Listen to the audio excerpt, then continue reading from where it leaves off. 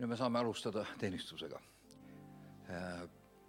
On meie teine kolmapäev sellel sügisel ja täna on meil selline huvitav teema nagu meeleheide ja siiludus, võiks öelda. Mida teeb inimene siis, mis juhtub inimesega siis, kui asjad ei lähe nii, nagu ta on arvanud ja ka mitte nii, nagu ta arvab, et Jumal on talle öelnud. Mis temaga siis saab ja vaatame mõne loo pealt piiblist, mis on juhtunud inimestega enne meid ja mismoodi nad on reageerinud sellele. Aga enne kõike kiidame Jumalat lihtsalt mõne lihtsa lauluga ja laseme sellel päeval enda meeltest ära vajuda vaikselt.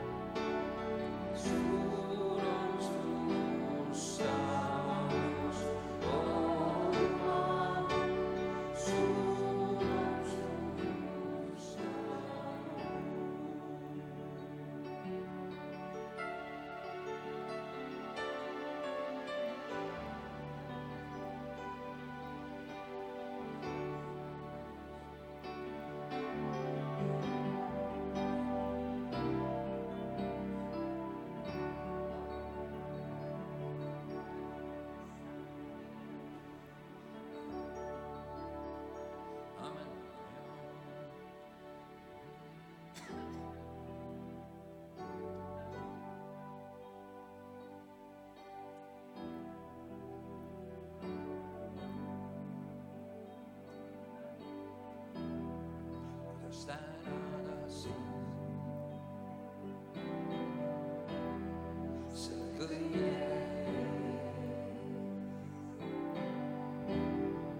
oled lahti päästnud mind pimeduse võimuse järgida sind selle kõik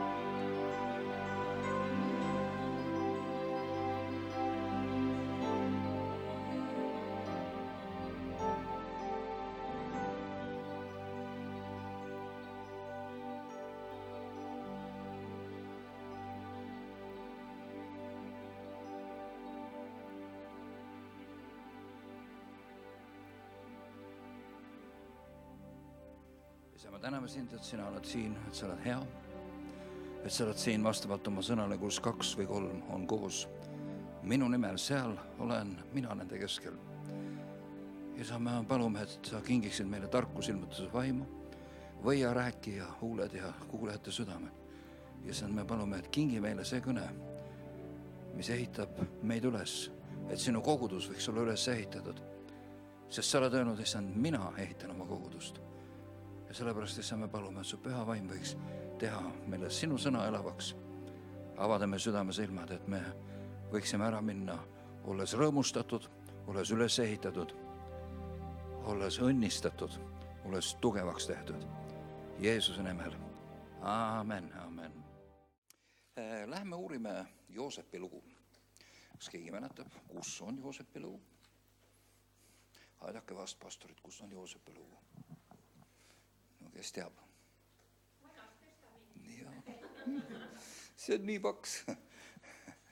Ei, Joosepi lugu on kahtlemata Moosese raamatutes ja see on ammu enne Moosest, nii et ta peab olema igal juhul, ei ole pääsu, ta peab olema esimeses Moosese raamatus. Et teine Moosese raamat on inglise keeles väljaminek ehk Exodus.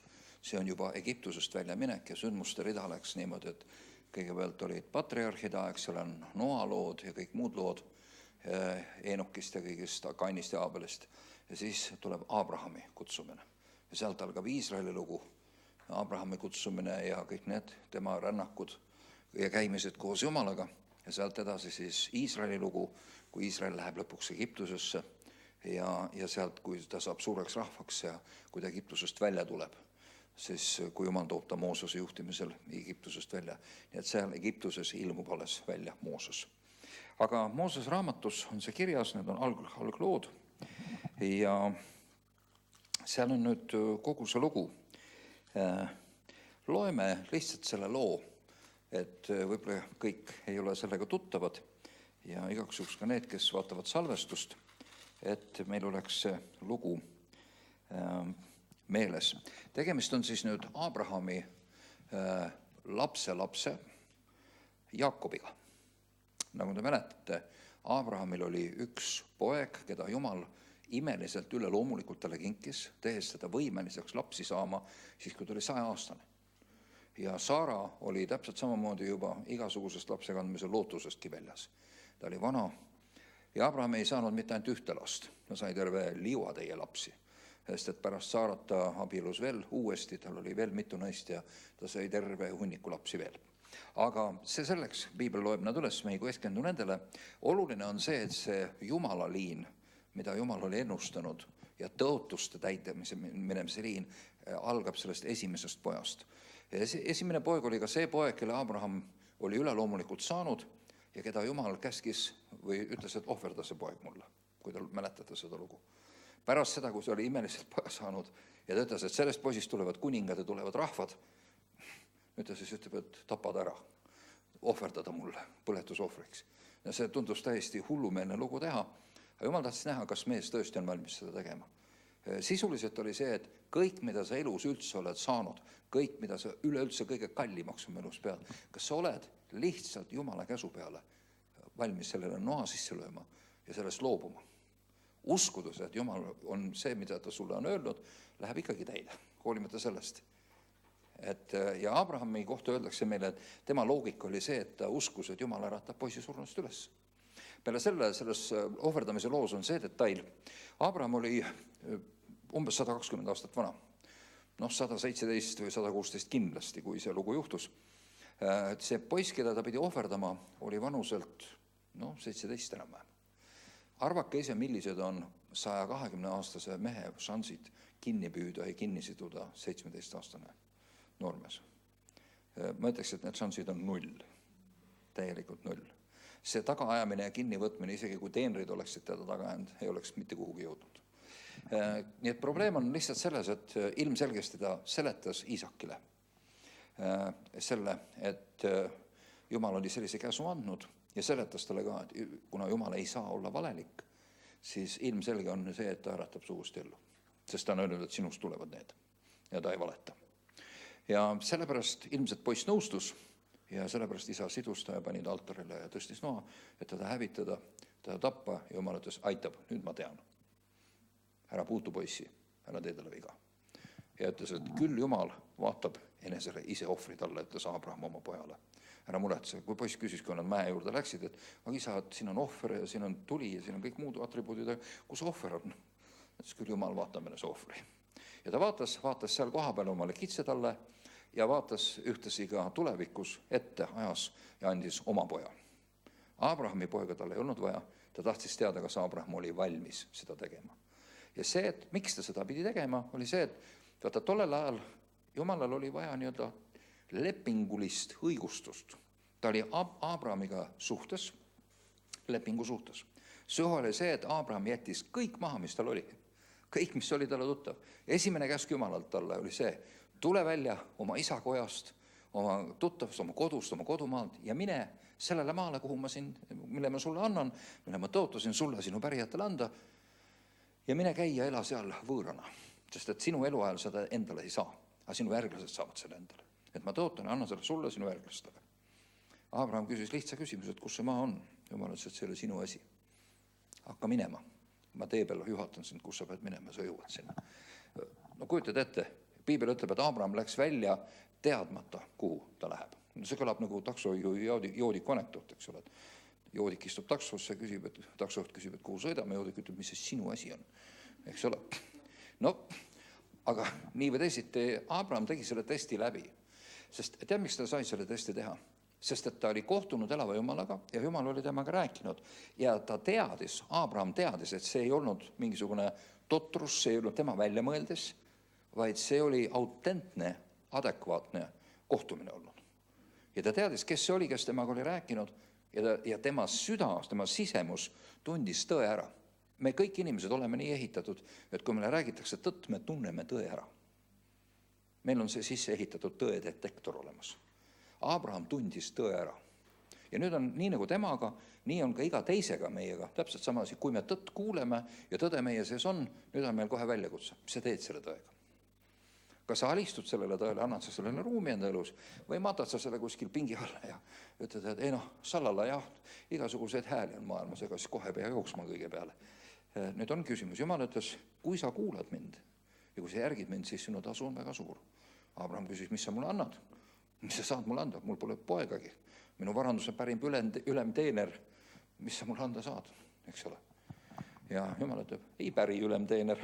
Sinu oma poeg pärib, kes tuleb sinu enda ihust. Mismoodi? Ja nii edasi. Abraham ootas 25 aastat, et seda poega saada. Usu mind, nad proovisid naisiga igal viisil. No kõigil viisidel, mis üldse proovida võib. No ei tulnud midagi. Poole pealt naine oli meeleheites, ütles, et kuule, Abraham, see on selge, et meil sinuga ei tule välja. Võta mu teenija, tee sellele laps, äkki tema osutub viljakaks ja siis adopteerime selle oma lapsena. Et siis sul on vähemalt sinu poeg, muidu pole sul üldse mitte midagi. Ja kuskil, kohe kui see poiss oli valmis, see sündinud, siis tuli Jumal kohale uuesti. Ütles, et see pole see. Ja siis lahkus jälle. Jälle mingisugune pikad aastad, ei ole Jumalat ega ei ole poega. Ütles, see pole see. Sellest ma ei rääkinud, selle tegid sa ise. Ja huvitav on see, et see, kes sündis niimoodi oma tehtud iseenese aitamisena, see kiusab taga läbi terve ajaloo seda, kelle Jumal tõotas. Nii et sinu enda lihas tehtud asjad hakkavad taga ajama neid asju, mida Jumal su elus ehitab. See on see sama printsiip, mis läheb läbi terve Piibli. Nii, kes tulid sealt? Ismaeliidid, sealt tulevad kõik araablased ja kõik kogu ülejäänud, kogu seltskond. Et täna, miks on Iisraelil, kellega on jama? Nende järglastega. Kes tegi? Ise tegi. No ikka tuttav lugu, kas pole? Ise tegi. No niimoodi. Abrahamiga oli nii. Ja siis ühel päeval, siis kui Abraham oli, ma ei tea, mis ta oli, igal Piibel ütleb, et oli hakanud uskuma. Ta ei vaadanud enam oma ihu peale, et see oli nõder. Ta ei vaadanud enam asjade peale, sest et see oli ammu väljapool üldse inimese lootust. Ja siis tuleb Jumal. Arvatakse, et Jeesus oli ka mõned piibliuurid arvavad, et Jeesus oli kambas. Igal juhul Jumal tuli, Piibel ütleb, 3 meest tulid. Abraham tundis nad ära. Miks? Sellepärast, et tema vaim oli häires. Kui sa näed kedagi, kes ei ole siit maa pealt, ta võib inimese kujuline olla, aga terve sinu ihu on häires. Sa saad aru, et siin on midagi, mis on inimese kujuline, aga see ei ole inimene. See on päris selge. Ja ta tunned seda, mis temast hoovab. Abraham tundis nad silmapilkselt ära. Ja tavaliselt, kuna ta oli suguharu juht, siis suguharu juhid ju istuvad ja nende juurde tuuakse kõik telki. Eks ole. Tema võtab need viisakalt vastu, kui õnnestub võõrastel jutule saada üldse. Aga seekord ta istus oma telgi ees väljas ja ta nägi neid kaugelt eemalt tulema. Ta tundis need ära, ta jooksis neile vastu nagu väike poisikene. Kujutad, et see 100-aastane mees jookseb nagu väike poiss ja kummardab silmini maha ja ütleb, et kui te nüüd olete sattunud siia kanti, äkki te tulete siis meie kaudu ka. Tulge, puhake jalga ja niimoodi. Ja Jumal ütleb, aga lähme. Nad olid just Soodoma ja Gomorra poole teel hävitama seda paika. Lähme Abrahami juurest läbi. No miks mitte?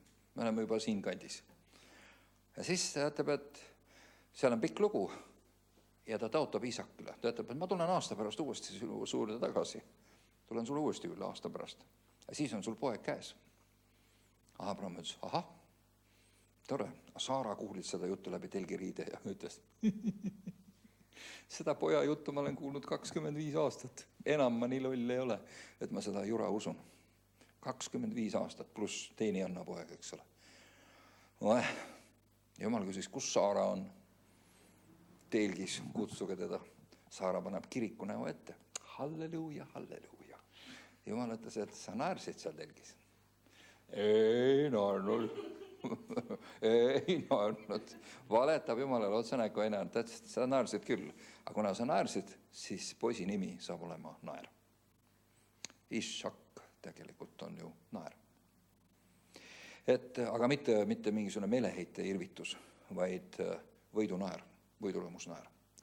Aga selleks, et see asi sai juhtuda, Heebrea kiri 11. peatükk ütleb meile salmis minust kas lausaust 9-11 kuskil sealkandis, ütleb meile, et Saara pidi oma südames tegema ühe otsuse. Tal oli Jumala sõna nüüd otse Jumala käest, mitte enam Abrahami kaudu, vaid otse. Ja ta ütles, aasta pärast ma tulen tagasi ja siis on sul poiss käes. Saara on juba mummifitseerunud, sest seal ei ole enam midagi, millega lapsi saada. No midagi ei ole teha, see on looduse tavaline käik. Ja Saara pidi oma südames otsustama, et kas nii saab üldse olla või ei saa üldse olla. Ja Piibel ütleb meile Heebrea kirjas, et ta otsustas oma südames, et see, kes tõotas, ka temaga juhtus muide sama sinu ka Abrahami, ta tundis tõe ära. Ja ta otsustas sellele tõele alistuda. Ja ütles, et saab küll nii olla, nagu Jumal ütleb. Ja ta ütles, et ta otsustas uskuda, et see, kes tõotas, on ustav ja ta ka kindlasti teeb nii, nagu ta ütles. 2 asja ta otsustas. Et esiteks võimeline, ta on ustav ja ta kindlasti teeb seda. Ja siin on meile usu alused, kuidas saada kätte tõotused, midagi ei ole teha. Nii see on. Niimoodi algas meie usuisade tee, nii-öelda need, kes Jumalaga kokku puutusid. Meil on täpselt sama asi. Aga täna me läheme natuke kaugemale ja aasta hiljem oligi, tal hakkasid käima kõik need asjad, mis lapse saamisele eelnevad. Saara naeres oma südames, mõtles, et see on küll naljakas, aga siis, kui ta rasedaks said, siis enam ei olnud naljakas. Ja kui ta lapse sünnitas, siis oli rõõm. Niisugune lugu. Sellest lapsest omakorda poiss kasvas suureks, tema nimi oli Iisak. Ja ta sai täpselt samamoodi, võttis naise, üleloomulikul viisil Jumala vaim juhtis teda õige naise juurde. Ja jällegi kaunis naine, kihvt naine ja jälle viljatu. Jälle ei saa lapsi. Ja jälle Jumal üleloomulikult avas selle naise emakoja ja ta hakkas saama lapsi. Ja ta sai kaks poega. Need olid kaksikud, esimese pauguga kohe, 2 poissi. Ühe nimi oli Eesav ja teine nimi oli Jaakob. Ja nende kohta ütleb Piibel, et juba enne nende sündi oli ära otsustatud, kes saab millise saatuse osaliseks.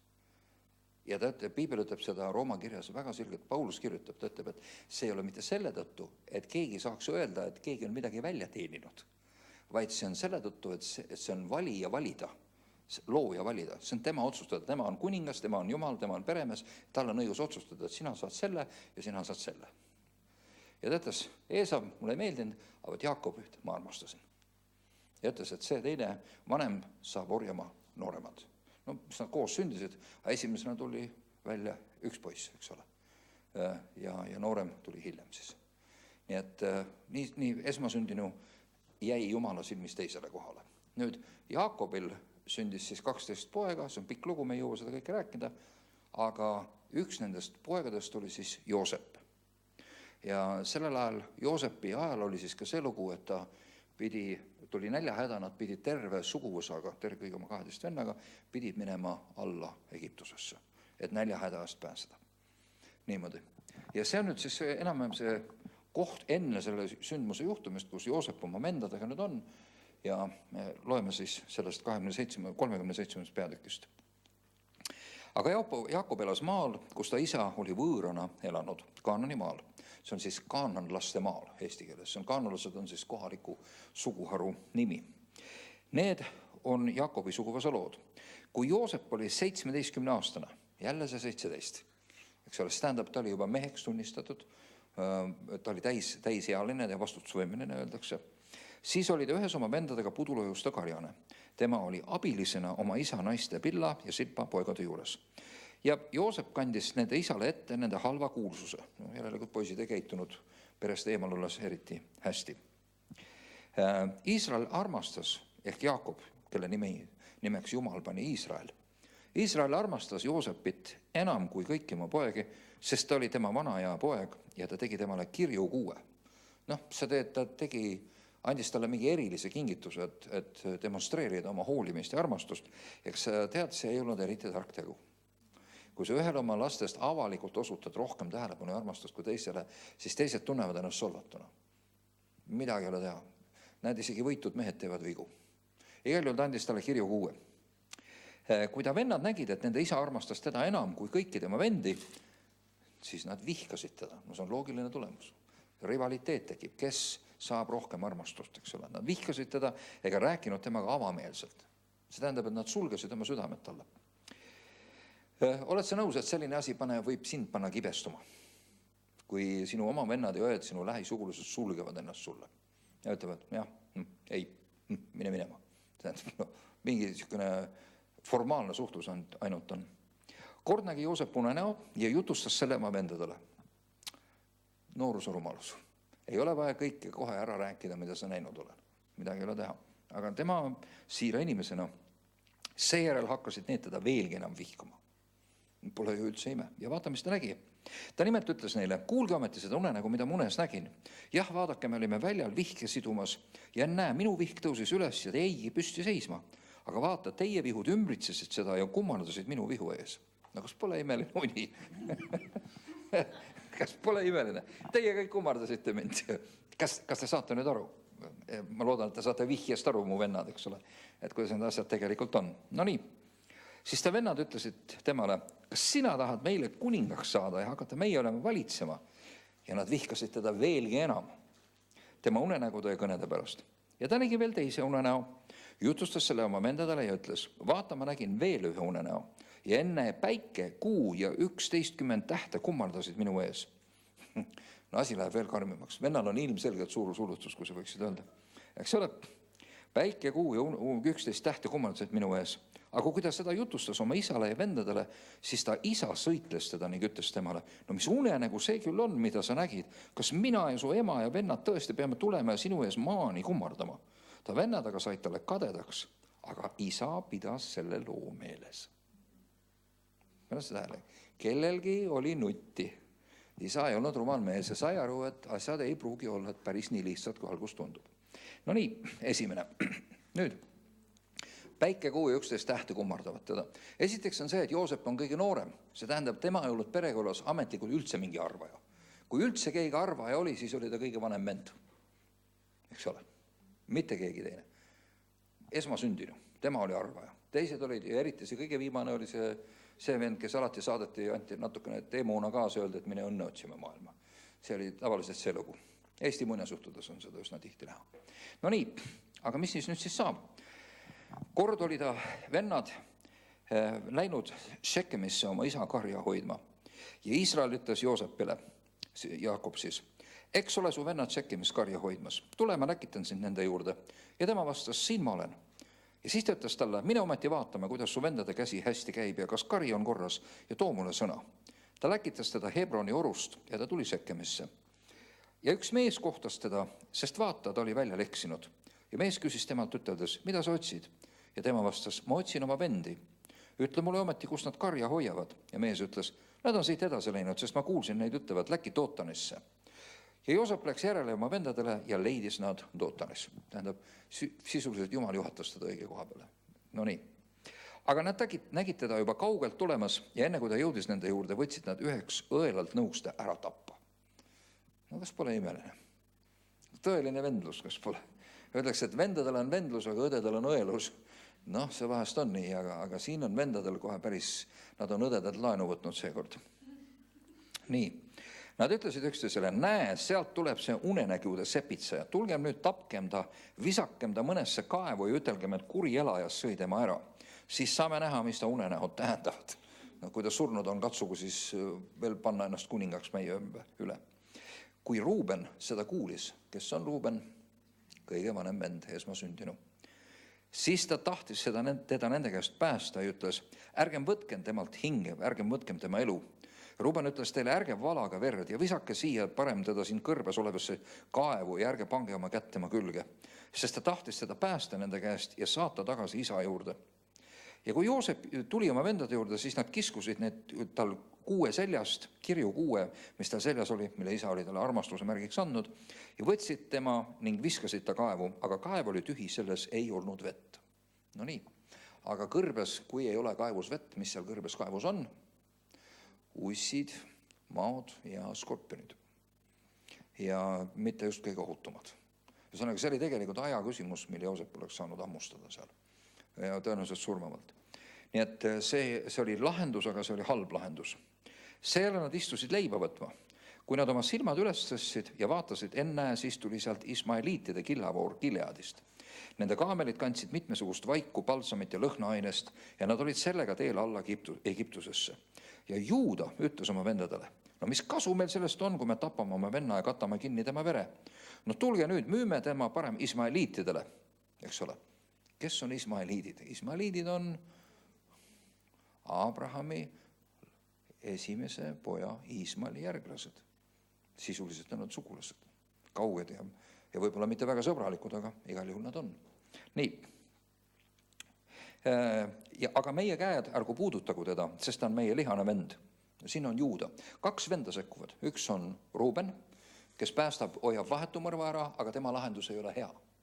Ja muide, siis kui see teine asi juhtub, siis Rubenit ei ole kohal. Ruben on läinud ära, ta läks Jumalat otsima ja pattu kahetsema ja mida iganes, see oli tema koht. Aga Juuda, kes ei olnud üldse hea loomuga inimene, Juudast ei räägita eriti hästi piiblis. Aga piibel ütleb, et Jumal valis Juuda. Kui Jaakob annab prohvetliku sõnumi oma poegadele enne oma surma, siis ta valitsuskepp ei lahku Juudast. Juuda on see, Juuda suguharust on Messias pärit ehk Kristus. Miks Juuda?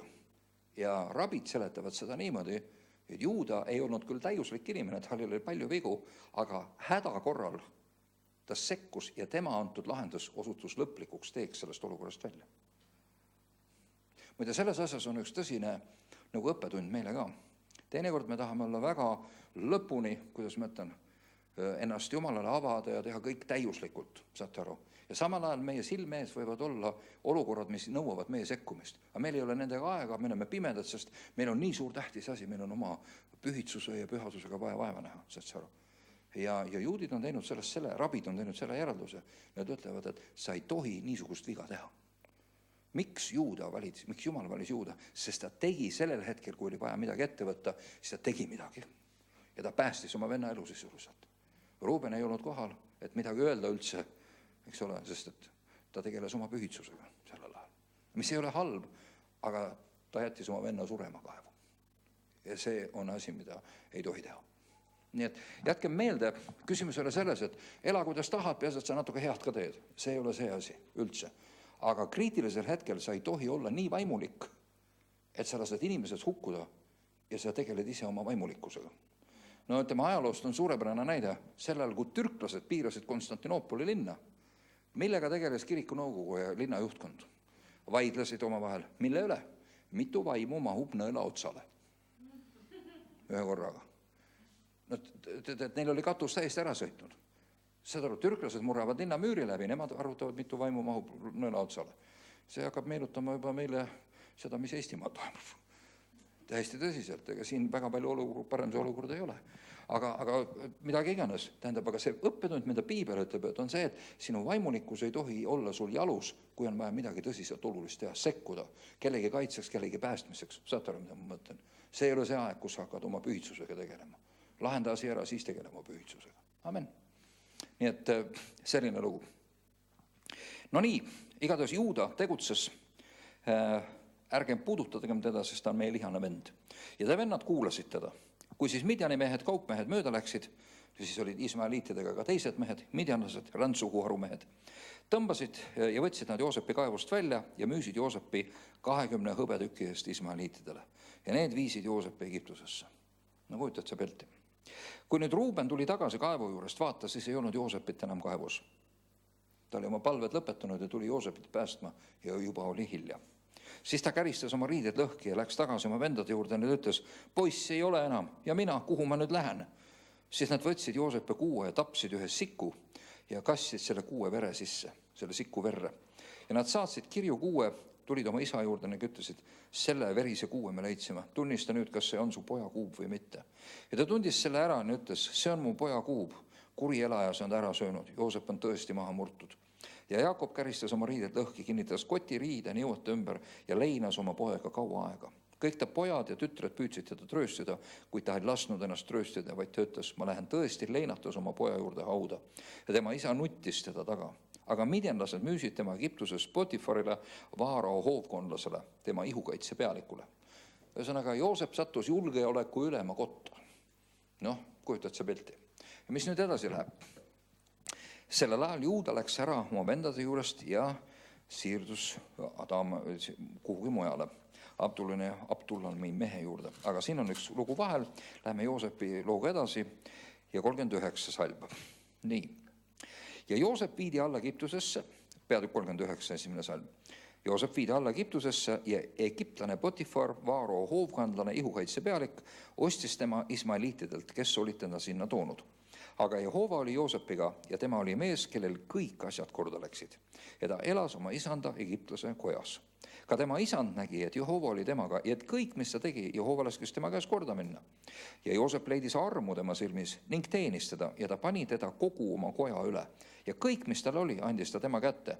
Ja sellest ajast peale, kui ta oli pannud tema oma koja üle ja kõige üle, mis tal oli, Jehova õnnistas egiptlase koda Joosepi pärast ja Jehova õnnistus oli kõigega, mis tal oli kojas ja väljal.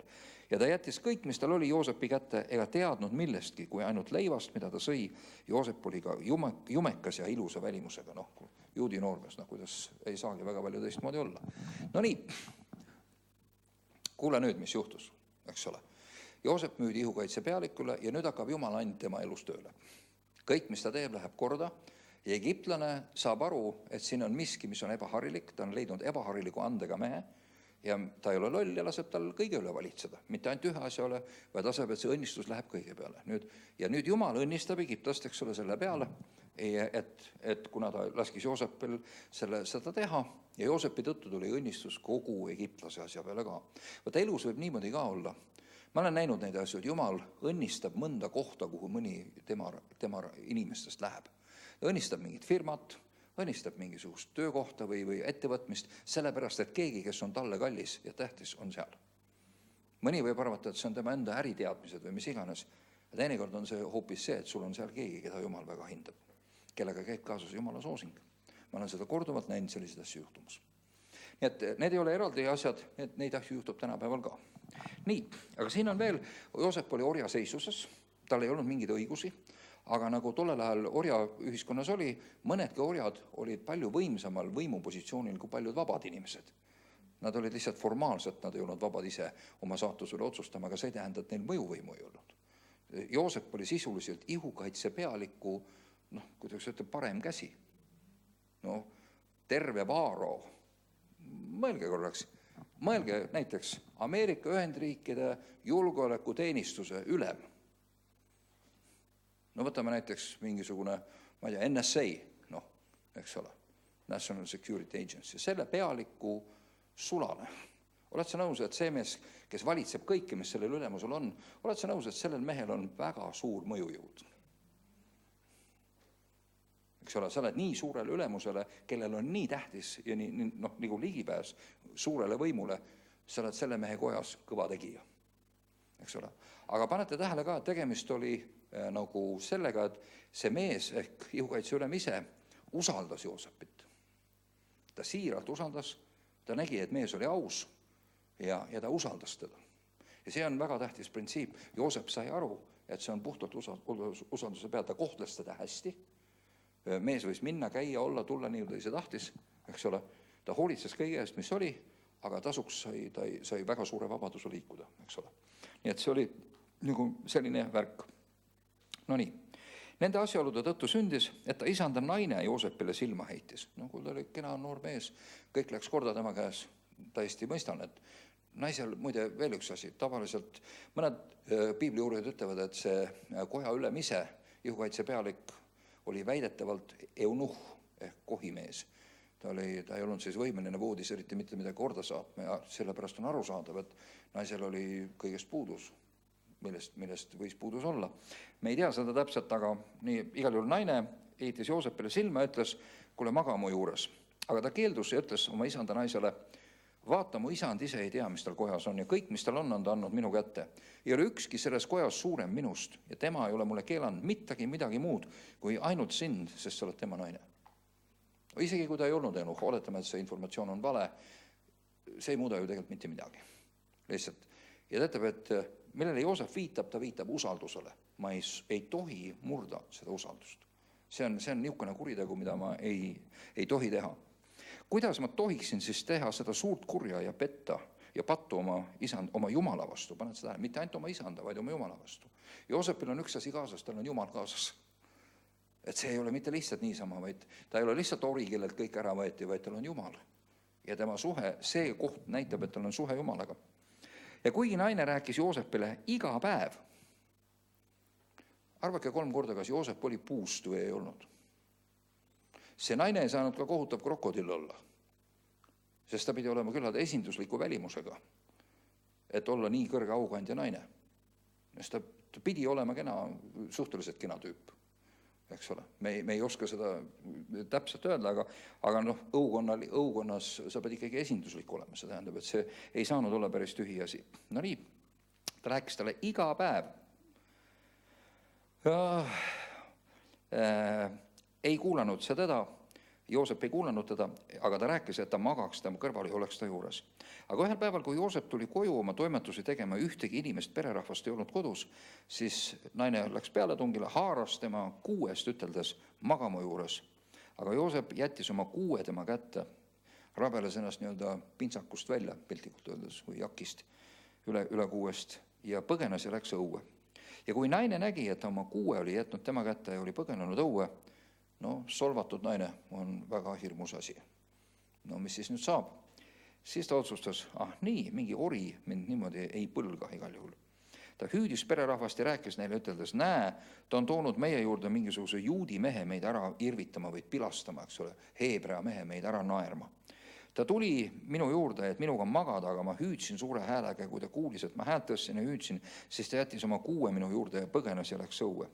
Ja ta pani tema kuue enese kõrvale seniks, kui ta isand koju tuli. Ja ta rääkis oma mehele needsamad sõnad, üteldes, heebrea sulane, kelle sa oled meie juurde toonud, tuli mu juurde mind ära naerma. Aga kui ma häält tõstsin ja hüüdsin, siis ta jättis oma kuue mu juurde ja põgenes õue. Ja kui ta isand kuulis oma naise jutustust, mida see talle rääkis, üteldes, nõndaviisi on see sulane minuga teinud, siis ta viha süttis põlema. No ütle mulle, milline mees ei vihastaks, kui ta naine talle sellist asja räägib. Eks ole, eriti kui ta on niimoodi usaldanud seda meest. Ja Joosep isand võttis tema ja pani ta vangihoonesse sinna paika, kus kuninga vange kinni peeti. Ta on julgeolekuülem, kui tema andis käsu, keegi ei küsinud, miks või kuidas või kas see on õiglane või juut ka veel. Egiptlased ei pidanud juute üldse mingisuguseks inimesteks eriti. Need olid mingid alamsort inimesed. Ja see, et seda Joosepit erilisel jälgil viisil ja erilisel piinaval viisil seal samas ära ei surnuks ja piinatud, see on omaette ime sõna otseses mõttes. Sest et ta üldse vangi pandi ja see näitab, et isandal oli ikka veel koht tema jaoks mingi südames. Et midagi kuskil mingi halastus oli. Et see, et ta ellu jäi, on ime. Nii. Siis ta oli seal vangihoones. Paned sa tähele? Ta on vangis ilma kohtuta, ilma kohtuotsuseta, ilma tähtajata, ilma vähimagi lootuseta sealt üldse iialgi välja saada. Tal ei ole raha, tal ei ole advokaati, tal ei ole mitte kedagi, kes tema ees seisaks ja tal ei ole mitte mingisugust lootust seal elu seeski kunagi välja tulla. Tuleta nüüd meelde seda, kuidas kuu ja päike kummardavad teda ja kõik 11 viljavihku ja on tore, eks ole. Kas pole ilus? No nii. Aga Jehova oli Joosepiga ja ta pööras tema poole oma helduse ning tegi, et ta sai vangihoone ülema soosikuks. Midagi see vangla ülem jälle nägi temas.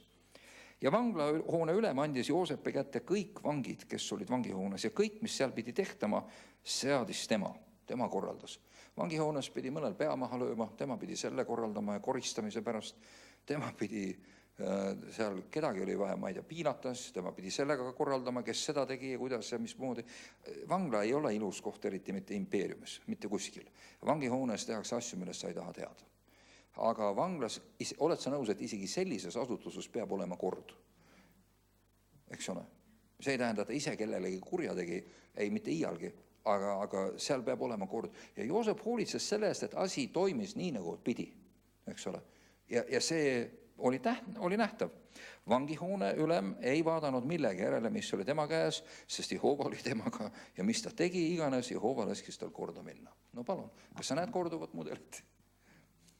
And inimese elus teeb talle teed. Mis iganes ta on, mina ei tea, millest see hakkas, aga võib-olla sellest, et Joosep palus vett, et koristada oma kong ära. Võib-olla ta tegi oma nurgakese seal vanglas korda.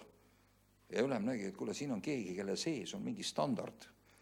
See ei ole mingisugune suvaline pätt või röövel, vaid siin on keegi, kellel on mingid standardid. Ja niisugused inimesed on alati vaja. Alati. Vangla ülem ütles, et no, aga tee teised ka puhtaks äkki. No ta tegi. Mõne aja pärast ei pidanud ta seda enam ise tegema, vaid vangla ülem ütles, kuule, sul tuleb see hästi välja, korralda ise. Ja lõpuks oligi nii, et Joosep oli sisuliselt vangla ülem. Nüüd juhtub, pärast seda lugu sündis, et Egiptuse kuninga Joogikallaja, see on 40. peatükk, ja pagar elasid oma isanda Egiptuse kuninga vastu, eksisid oma isanda Egiptuse kuninga vastu. Joogikallaja ja pagar, mõlemad eksisid kuninga vastu. No see on päris karm, kui sa kuninga vastu eksid. Ja Vaaro sai väga kurjaks oma 2 hoovkondlase peale, Joogikallajate ülema ja pagarite ülema peale. Ja andis nad vahi alla ihukaitse pealiku kotta, vangihoonesse, samasse paika, kus Joosep kinni oli. Ihukaitse pealik pani Joosepi nende juurde, et ta neid teeniks, ja nad olid vahi all kaua aega. See nad ikka pikalt olid vangis. No nii. Ja need mõlemad nägid ühel ööl unenäo. Kumbki oma unenäo, kumbki oma tähendusega unenäo.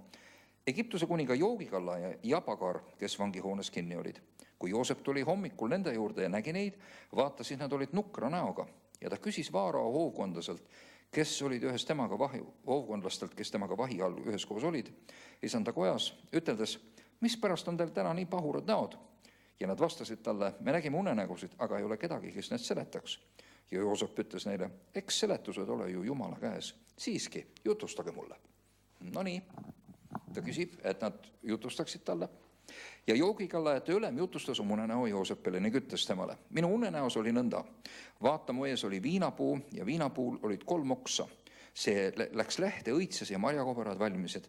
Mul oli käes Vaaro karikas ja ma võtsin viinamarju ja pigistasin neid Vaaro karikasse ja andsin karika Vaaro kätte. Ja Joosep ütles talle, selle seletus on niisugune, 3 oksa on 3 päeva. Enne kui 3 päeva on möödunud, Vaaro tõstab su pea üles ja paneb sind tagasi su ametisse ja sa annad Vaarole karikat kätte nagu ennegi, nagu siis, kui sa olid Joogikallaja. Aga pea mind meeles, kui su käsi hästi käib ja tee mulle siis head ja tuleta mind Vaarole meelde ja vii mind siit vanglahoonest välja, sest mind on nagu ebaõiglaselt, eks ole, varastatud heebrealaste maalt ja ma ei ole siin maalgi teinud mitte midagi, et mind vangi urkasse peaks panna. Ma olen ebaõiglaselt ilma kohtuta vangis. Nii, kui pagarite ülem nägi, et ta oli hästi seletanud, siis ta ütles Joosepile, kuule, ka mina nägin und ja vaata, minu pea kohal olid 3 punutud korvi. Kõige ülemises korvis oli kõiksugu Vaarole valmistatud pagarirooga, aga linnud sõid selle mu pealsest korvist ära. Ja Joosep vastas ning ütles, selle seletus on niisugune, 3 korvi on 3 päeva. Enne kui 3 päeva on möödunud, Vaaro võtab sul pea otsast ja poob sind puusse ja linnud söövad liha sinu pea pealt. No, see on karm. Ja 3. päeval Vaaro sünnipäeval, kui ta tegi kõigile oma sulastele joomapidu, sündiski, et ta tõstis üles Joogikallajate ülema pea, samuti pagarite ülema pea oma sulaste seast. Ja ta pani Joogikallajate ülema tema Joogikallaja ametisse Vaaro karikat kätte ulatama. Aga pagarite ülema ta laskis üles puua, nõnda nagu Joosep oli neile seletanud. Ent Joogikallajate ülem ei pidanud Joosepit meeles, vaid unustas tema ära. Mis see on? Inimlik. Inimesed on inimesed. Lubavad küll, mäletate Eesti lugu, kui järve jää peal mehed lubasid tormis, paneme lühtri, kui kirikusse lühtri, eks ole, kui Jumal sa meid siit, eks ole, kaldale juhatad ja siis, kui mees vajus läbi jää ja selgub, et põhi oli juba vastas, siis olid kuradid mängus kohe, jalad põhjas, vandasõnad lendasid ja lühtrist jäi järele ja üldse midagi jäi küünal. Ja seegi. No nii. Niisiis 41 peatükk. Ja 2 aasta pärast sündis, et Vaaro nägi und. Ja vaata, pange tähele, veel 2 aastat.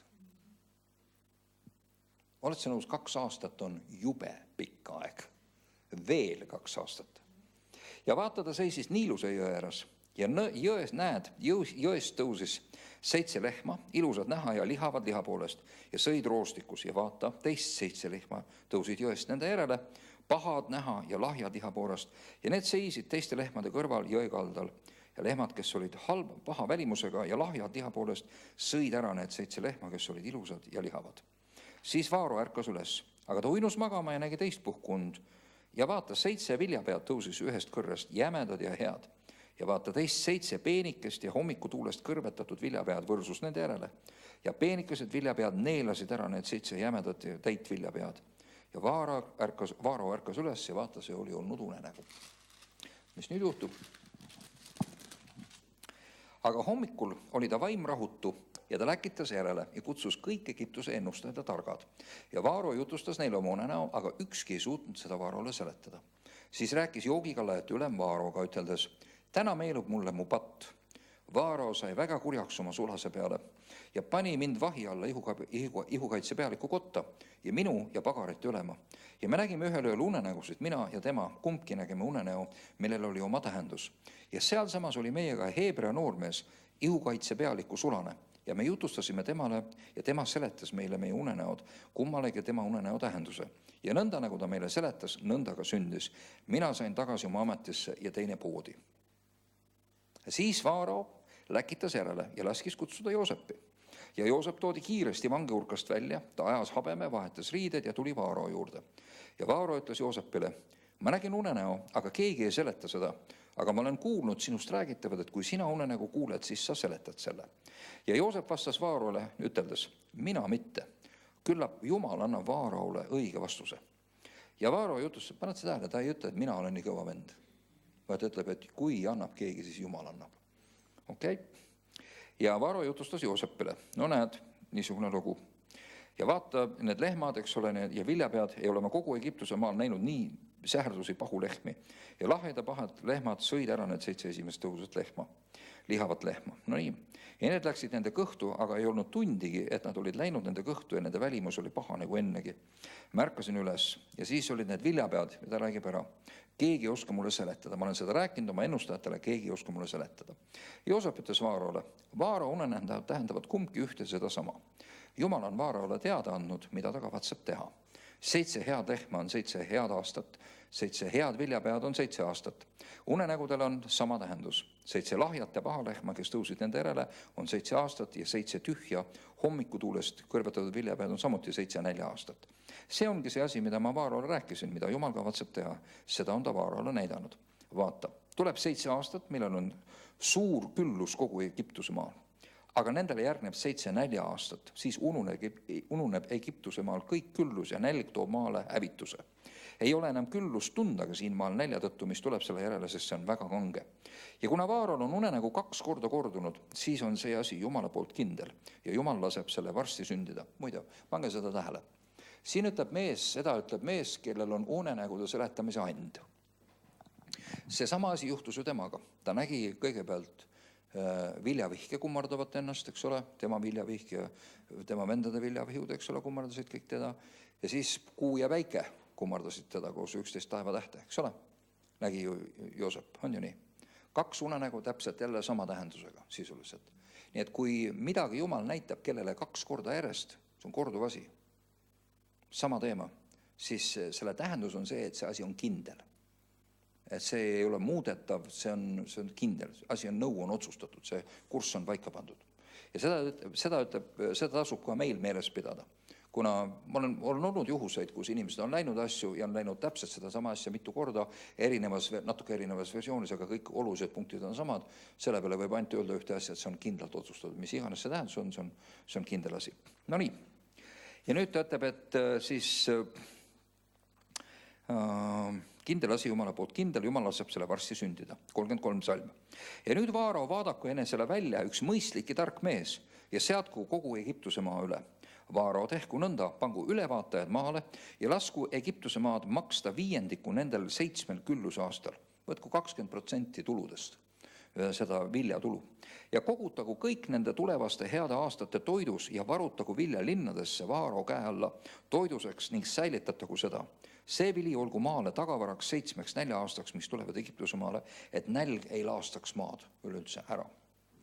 No nii, mis nüüd juhtub? See kõne oli hea Vaaro silmis ja kõigi tema sulaste silmis. Ja Vaaro ütles oma sulastele, kas me leiame niisuguse mehe, kelles on Jumala vaim? Ja Vaaro ütles Joosepile, et Jumal on sulle kõike seda teada andnud, siis ei ole keegi nii mõistlik ja tark kui sina. See on täiesti ilmne. Vaat siin Vaaro näitab, et ta on õige valitseja. Ta tunneb ära Anniga inimese ja ütleb, et kust ma veel parema mehe peaks leidma. Kui sinus on Jumala vaim ja sa oskad sellest asjast aru saada, siis sa oskad ka seda teha, mida on vaja teha. Sina pead olema minu koja üle ja kogu mu rahvas kuulaku sinu sõna. Ainult aujärje poolest ma tahan olla suurem kui sina. Ehk eesti keeles sa oled mu peaminister. Mina olen kuningas, aga sina oled mu peaminister. Kujutad see pilti? Mis nüüd ihukaitse ülem võis arvata sellest asjast? Ja mida võis arvata ihukaitse ülema naine? Nüüd on Joosepil võimu öelda, tooge see ihukaitse ülema naine siia ja tehke nii ja nii ja nii temaga, nii kui ta oleks tahtnud. Aga ta ei teinud seda, muide. See on huvitav, et ta ei teinud seda. Ja nüüd on Joosepile saanud osaks see, et kõik peavad teda kummardama, sest kui Vaaro liikus väljas, kõik pidid tema ees kummardama, silmili maha. Kes ei kummardanud, löödi maha. Et nüüd oli ka Joosepil sama asi.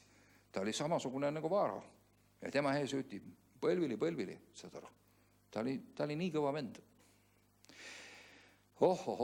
Ja nüüd edasi tuleb tema kohtumine vendadega, sest nälg tuli täpselt nii, nagu Joosep ütles, nii nagu Jumal oli näidanud, nälg tuli ja nälg ulatus ka Iisraeli maale või sinna Kaanani maale, kus Iisrael elas, eks ole. Ja ta saatis oma pojad tooma vilja Egiptusest ja need kohtusid Joosepiga. Kes tõi nad kokku? Jumal tõi nad kokku. Joosep tundis nad ära, aga kuna Joosepi välimus oli nii muutunud, ta oli Egiptuse ülik, keegi ei arva, et see võiks minu vend olla, eks ole.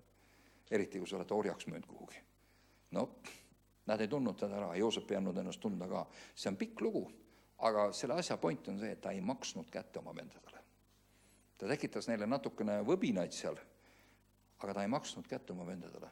Ja ta lõpuks laskis tuua oma isa ja selle kohta ütleb piibel, et kui vennad läksid lõpuks viima isale sõna, Joosep, sinu see surnud poeg, keda sa arvasid, et surnud, on Egiptuse valitseja. Isa ei uskunud. Aga kui nad ütlesid, et see on Jumala tõsi ja meil on nüüd kohe vaja sinna minna, tule lähme, ise oma silmaga vaatad, siis piibel ütleb, et tema vaim elustus. Talle tuli elu tagasi. Ja ta ütles, lähme, siia mina ei sure, ma tahan oma poega näha enne, kui ma suren. Kujuta ette. Ja see asi juhtus niimoodi, nagu oli. Ja nüüd juhtus mis? Kui terve see perekond läks siis Egiptusesse alla, mis juhtus? Joosep oli peaminister ja nad olid sunnitud tema ees kummardama, sest see oli kohaliku valitsuse korraldus. Neil ei olnud privileegi mitte kummardada, et nad tema vennad ja ööd olid ja isa ja ema. Midagi ei ole teha. Joosep esitles neid Vaarole, aga nad pidid nende ees kummardama, mõlemate ees. Ühesõnaga, see unenägu, mida Joosep oli lapsena näinud, 17-aastasena, läks nüüd täide. Amen. No nii, nüüd me saame jutlusega alustada.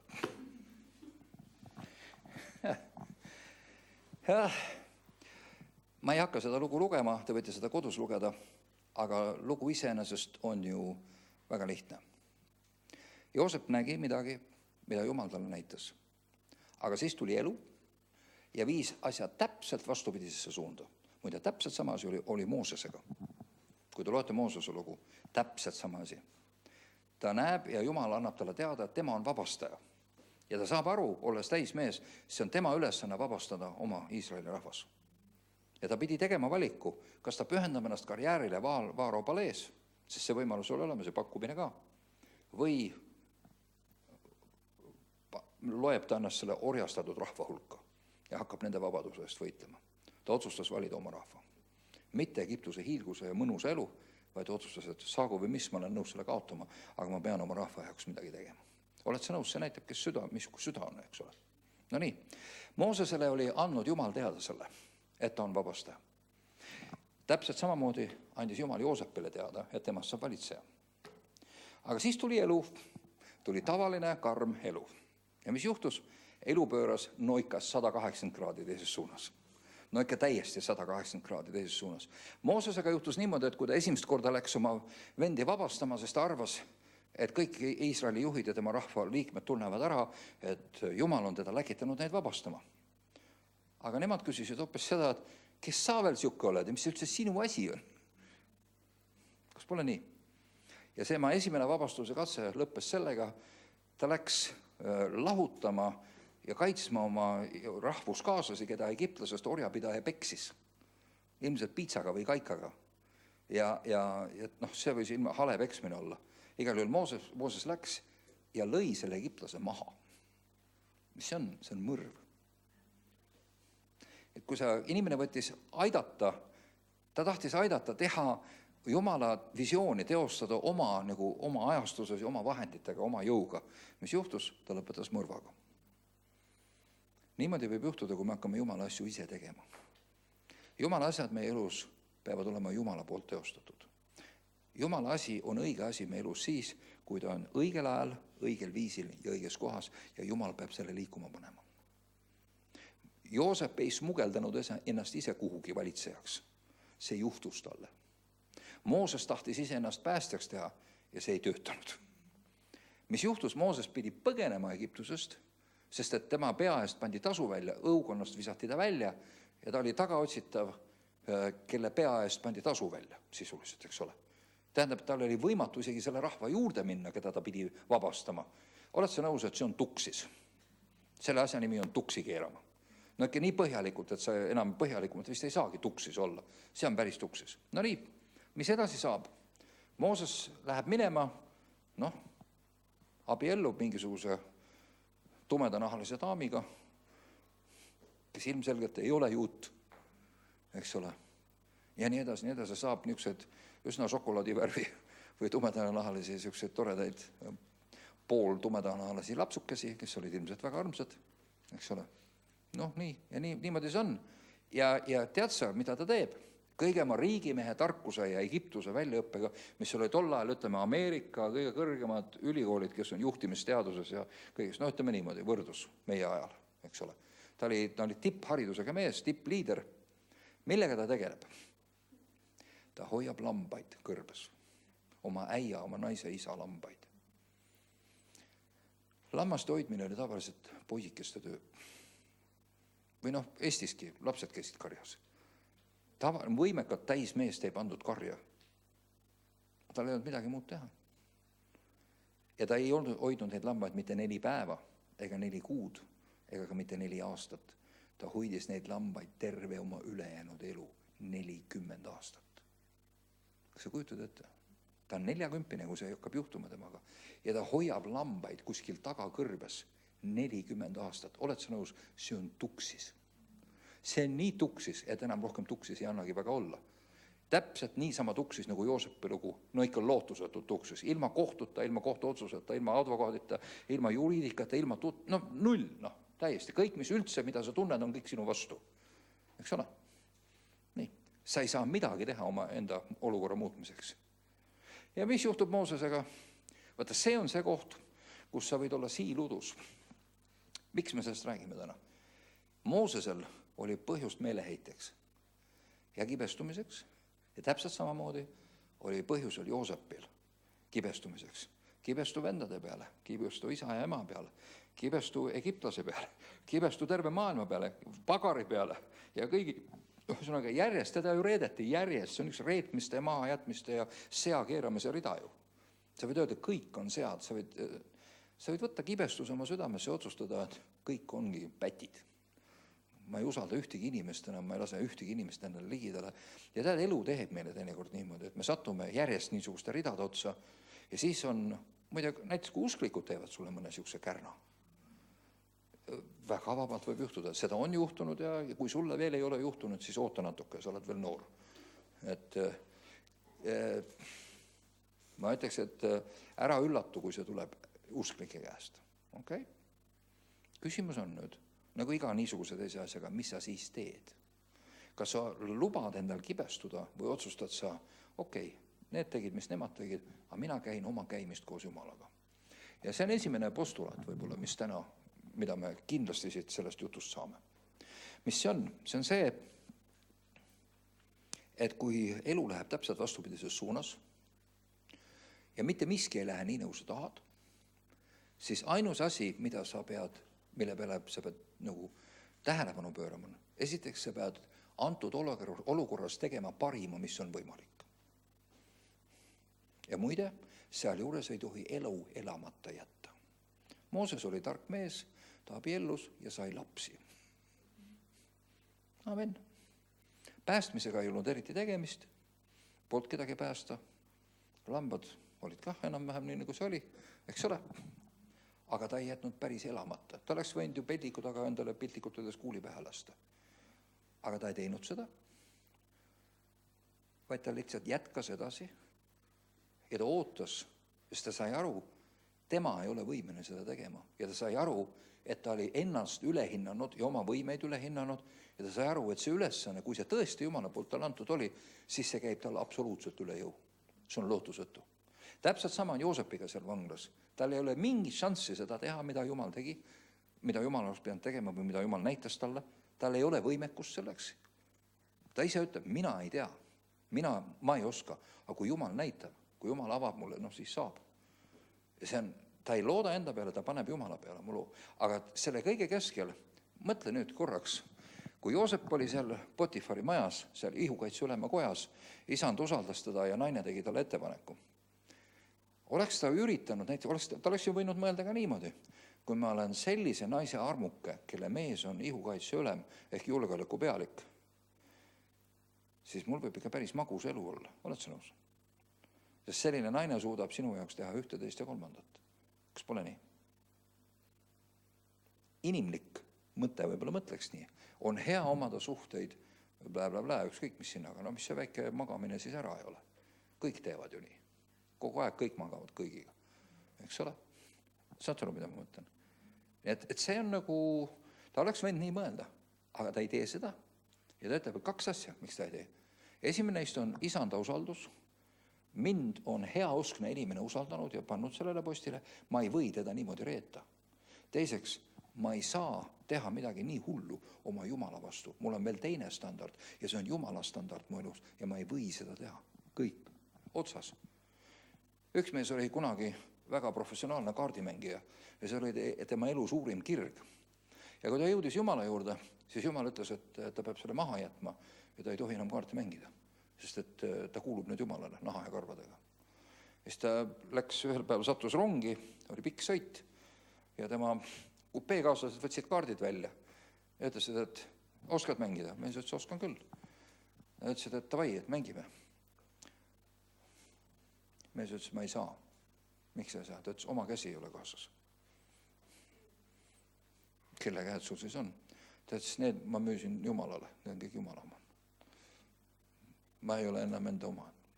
Mulle anti peremees ütles, et enam ei ole nii. Et ma kunagi teenisin leiba sellega, elasin sellest, aga enam ei saa. Joosep mõtleb samamoodi. Ma ei või teha seda, ma ei saa seda teha. See standard on tema sees. Muide, see standard on, mis teda päästab. Moosesel on täpselt seesama asi, mis teda päästab. Ta ei ole jätnud seda standardit. Ta arvab ennast, et ta ei ole mitte millekski kõlbelik. Tähendab, ta saab aru, et ta ei suuda inimlikult teha seda. Nüüd, mida saad sina teha, kui asjad lähevad täpselt vastupidi, kui sa oled oodanud? Sa usud, et sa oled Jumalalt kuulnud midagi. Jumal rääkis sulle. Sa mõtlesid, fantastiline.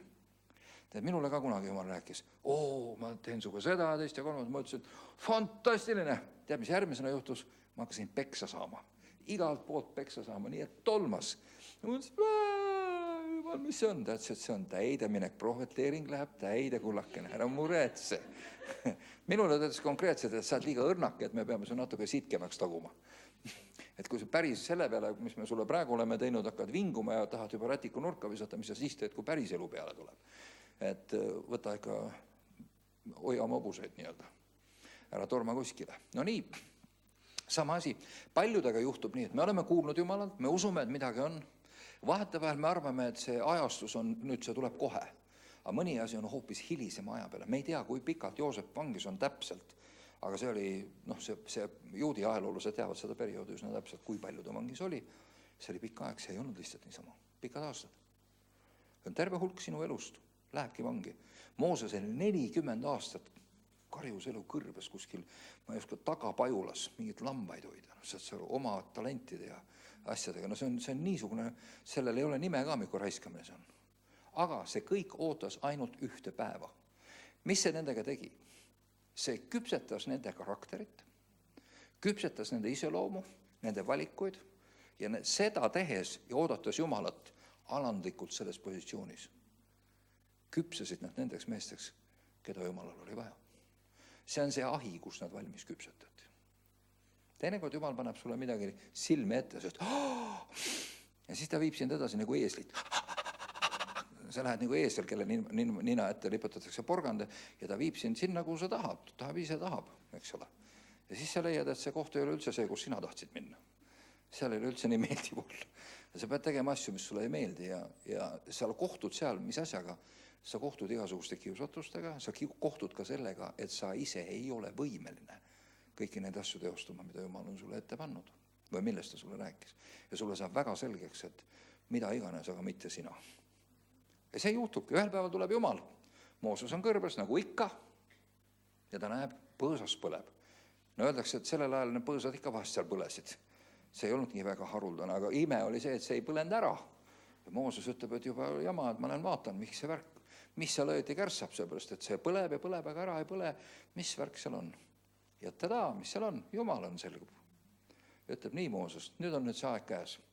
Nüüd on see koht, millest ma sulle rääkisin, nüüd ma läkitan sind vabasta Iisrael. Ja tead, mis Mooses talle ütleb? Tead, see on väga auline. Ma olen sügavalt liigutatud ja see on väga austav, aga tead, sul on vale mees. Mina ei ole see mees. Ma ei ole võimeline. Ma ei oska rääkida. Ma ei saa millegagi eriti hakkama. Ma näen, et nagu midagi tegin. Mõrv oli see tulemus ja läkitadaga. Mitte mind. See ei ole hea mõte saata mind sinna. Ja see kauplemine läheb päris pikali, nii et Jumal muutub tigedaks, küsib, et kes siin õieti Jumal on? Kes arvab ja kelle otsus siin õieti maksab? Mina olen sinuga ja mina läkitan sind. No lõpuks on nii, et nad lõpivad kokku, et tema vend Aaron siis räägib tema eest ja Mooses on siis see mees, kellelt see info tuleb. On ikka, vaata, kus on ikka seal pulk sees. Ta kaupleb Jumalaga, tähendab. Ma ikka täitsa hämmastun sellele. On ikka karakterid meestel, aga no okei. Tead sa selleks, et sellist koormat kanda, sul peabki pulk sees olema. Nõrk inimene ei saa sellega hakkama. Sest et see, mida ta tegema pidi, oli ikka tähelepanuväärne. Ütleme lihtsalt ette ära. See, mida Mooses pidi kannatama, kestis veel 40 millegagi aastat. Eks ole? Tema arvas, et 80 elu hakkab läbi saama. Jumal ütleb, et see on päris hea koht alustada. Ma arvan, et nüüd on õige aeg selle täpselt õiges küpsuses. See on üks hämmastav lugu. Jumal tuleb sinna, kus sa oled. Ta on võimeline sind üles korjama kust tahes, millest tahes. Aga ta tahab, et sinu selle siiludus olemise ajal sa teed õiged otsused, ei loobu oma standardist, vaid vastupidi. Tegeled sellega, mis on oluline. Tead sa, paljud inimesed elavad kristlastena, kuna midagi justkui ei juhtu. Jumal on öelnud neile, mul on sulle hea plaan, aga seda, mis ta ütleb, ei näi kuskilt tulevat. Ja siis nad mõtlevad, me võtame natuke lõdvemalt, lubame endale natuke seda patukest või teist patukest ja nii edasi. Aga nad ei saa aru, et Jumal vaatab neid kogu aeg. Nad ei saa aru, et see on ettevalmistusaeg. See on see aeg, kus sa pead oma lihased ära treenima, see on see aeg, kus sa vormid ennast selleks, kes sa tahad olla. Mõistad sa? Mooses tegi seda ja Joosep tegi seda ka. Nad ei lasknud lahti oma standarditest. Nad ütlesid, et Jumal, ma ei saa mitte millestki aru, aga ma mängin nende kaartidega, mis mul täna on. Joosep sai vangla ülemaks, eks ole, ja õnnistus järgis teda seal. Nii see oli. Mooses hoidis oma karja hästi, eks ole, ja tal oli pere ja tal olid head suhted oma peres. No, mida veel, eks ole. Ja siis tuli ühel päeval Jumal kohale ja Joosep, enne kui ta aru saab, on ta vanglast väljas. Ei ole vaja õukonnas karjääri teha, ei ole vaja kellegi susse suudelda, ei ole vaja kellelegi pugeda, ei ole vaja ei ole vaja mitte midagi teha niisugust asja. Ei ole vaja oma põhimõtetest loobuda, ennast maha müüa, ei ole vaja liituda mingi satanistliku organisatsiooniga, et võimule ligemale saada. Saad aru, mida ma mõtlen? Mitte midagi ei ole vaja teha. Kui Jumal ütleb, et sa pead kuskil olema, siis sa leiad ennast sealt. Tema korraldab nii, et sa leiad ennast sealt ühel hetkel. Nii see on. Et ei ole vaja midagi ise teha. Ei ole vaja ise, ei ole vaja kuidagi mingisugust, kuidas ma ütlen, revolutsiooni teha, kedagi troonilt tõugata, kellegi tooli endale haarata, mingit kombinatsiooni harrastada. Äkki saaks tema tooli endale, äkki pääseks siit lavale. Saad aru? Kui Jumal arvab, et sa pead kuskil olema, siis see osutub nii olevat lihtsalt. Kunagi üks suur usumees, jumalamees, kes on juba taevas, ta oli ülemaailmselt tuntud mees nimega Lester Sumrall. Tema juurde tuli kunagi üks naine, ütles, et anna mulle $10,000, et Jumal on meid läkitanud Filipiinidele, metsikulitele filipiinlastele evangeeliumi kuulutama.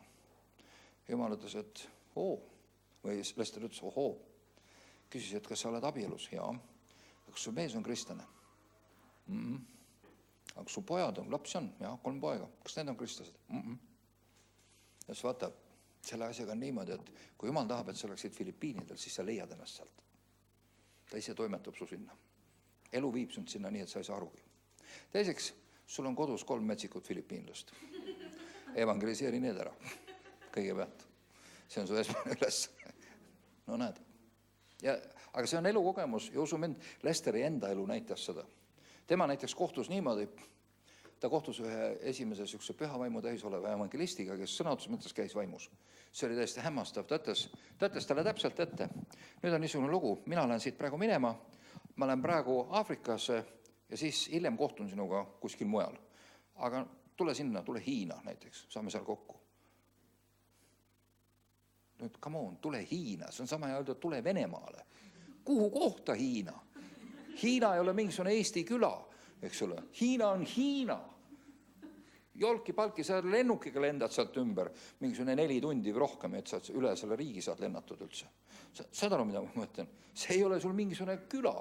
Kuhu saame Hiinas kokku? No mis jutt see selline on? Saad aru? Aga Lester võttis kätte, tal ise kuskilt kombineeris mingisugused asjad, sai raha kuskilt, see ei olnud kerge ja ta läks Hiina otsima seda meest. Eks sa kujutad ette, püha vaim juhtis nii, et ta leidis ta üles. Kui ta üles leidis, siis see mees teadis püha vaimu läbi, et ta tuleb ja ta oli talle kirja jätnud, ta oli läinud kõrval külla koosolekuid pidama, et Lester, et ma olen kõrval külas, et saame õhtul kokku, ma tulen tagasi. Saad aru? Ta oli teistele ka öelnud, et noormees tuleb, et öelge talle, et ma tulen õhtul tagasi. Ei ole mobiiltelefoni, ei ole sidet, ei ole telegraafi, mitte midagi ei ole. Niimoodi saavad inimesed elada. Nii et kui Lester ütles sellele naisele, et kui Jumal on sind kutsunud Filipiinides, sa leiad ennast sealt, uskuge mind, teine samasugune sama mehega intsident oli Austraalias. Tavai, ma olen nüüd Austraalias, saame Austraalias kokku, see on terve kontinent, kus kohas Austraalias. Ja nad said seal ka kokku täpselt samamoodi. See oli, Lester kirjutab sellest oma raamatust, see on tõeline Hitchcock, tähendab. Sellised asjad on võimalikud. Ma lihtsalt ütlen, et ei ole vaja inimlikult ponnistada. Aga loll ei tohi olla. Sa pead aru saama, mis toimub. Sa pead olema terane. Meil on 2 kiusatust, mis on meile meeleheitlikus olukorras. Kui meil on udu veel ümber, me oleme vangis või hoiame lambaid kuskil või tegeleme mingi näiliselt täiesti mõttetu asjaga. Esimene neist on hakata kahtlema kõiges. Ju ma vist olen loll. See on üks teema, mida ma pean teile natukene rääkima. Selle küsimuse esitamine, äkki ma olen loll. Ja äkki ma mõtlesin selle Jumala kõne endale ja Jumala kõik selle tõotuse ja selle, mis Jumal mulle rääkis, äkki ma mõtlesin selle ise välja. See on küsimus, mida sa pead endale esitama lausa. Mitte ainult tuleks, see on soovitav, vaid see on kindlasti sa pead endalt küsima, sest vahel mõne inimesega juhtub, et sa oled loll ja oled selle ise välja mõelnud. Mis siis juhtub, kui sa selgub, et sa oled ise välja mõelnud selle? Vastus on väga lihtne. Saa kaineks. Ärka üles ja küsi Jumalalt, vaatas, mida sa oma eluga tegema pead. Tee midagi asjalikku. Täitsa tõsiselt, ehita oma elu üles. Amen. Väga lihtne. Viska see minema ja ära hakka ennast haletsema. Oi, kuidas ma olin ikka loll ja nii edasi. Ja küll kõik teised on süüdi. Küll on mingi pastor süüdi, mingisugune teine liider või mingisugune see. Nemad on kõik süüdi, et mul siukse asja sain ja nii edasi. Tead, lõppude lõpuks ikkagi sa oled ise süüdi. See tark inimene võtab ise vastutuse kogu selle asja eest. Ütleb, okei, ma olin loll, ma panin mööda, aga ma õpin sellest. See on esimene asi, mida sa pead tegema. Teine asi, sa ei tohi hakata ennast aletsema. Nii kui sa ennast aletsema hakkad, on mäng läbi. Seepärast, et siis sa pöörad, sa hakkad oma naba vahtima, selle asemel, et vaadata, kus Jumal liigub. Ja sa ei märka neid võimalusi, mida Jumal sinu silme ette paneb. Sa ei tohi hakata ennast aletsema. Ja sa ei tohi kibestuda. kõik on sead, kõik hülgasid mind, kõik lubasid mulle kõike ja siis nad jälle petsid mind ja nii edasi. Saad aru, ei saa. Mitte keegi ei ole süüdi sinu elus. Kui ta otseselt sind tapnud ja vägistanud ei ole, siis ta ei ole süüdi. Kõik otsused on su enda teha, lahendid on su enda teha. Suhtumised, hoiakud on su enda teha. Selle juures, kui sa ei tea täpselt, kas see oli õige või mitte ja sa usud, et oli õige, siis tead sa, mis sa saad seda kontrollida. Ja mis sul on, ka siilis, kui sa oled siiludusseisus, mitte kõik on vastupidi läinud. See Jumal, kes sulle ütles jah esimest korda, see on nii. Ta ütleb sulle ka selle uduse eest teist korda, jah, see on nii. Amen. Ta kinnitab sulle seda uuesti. Ta ei ole tumm ja ta ei ole ära sõitnud. Isegi Abrahamile ta ilmus selle aja jooksul. Mitu kontakti oli, kui Jumal järjest kinnitas teda. Jah, ma olen Jumal, sa ei ole hull, et sa kõik maha jätsin. Jah, ma ütlesin sulle nii ja jah, see tuleb täpselt nii, kui ma ütlesin. Asi jõudis lõpuni, tead mismoodi? Alguses Abraham ei uskunud päris lõpuni, siis ta uskus natukene. Siis ta sattus meeleheitesse. Muide, Abraham müüs oma naist 2 korda. Miks? Sest ta arvas, et ta lüüakse ilusa naise pärast maha. Ta ütles, et see on mu õde. Ja edasi igast muid siuksed asju. Siis tuli Jumal kohale ja neid potentsiaalsed ostjad ähvardas tegi neile. Siis nad ütlesid, et miks sa ei öelnud nii? Miks sa kohe ei öelnud, et sul on Jumal kaasas, eks ole? Tulemus on see, et Abraham ei tunti terves regioonis, et see on mees, kellega koos käib Jumal. Ja teda kardeti. Ta oli nii tugev mees, nii, kui Jumal käib sinuga kaasas ja teeb kõigile, kes siin nagu halvasti kohtuvad, siis on põhjust ka karta, see on väga tervislik ta karta, selles mõttes. Tõsiselt, no nii on. Nii et selles mõttes, mis juhtus, nad kasvasid selle aja jooksul. Nad kõik kasvasid. Nii et püha vaim ütleb sulle ka siis, kui kõik on vastupidi läinud, kas sa mõtlesid selle ise välja või mitte. Nüüd siin on veel üks faktor juures, 3. faktor.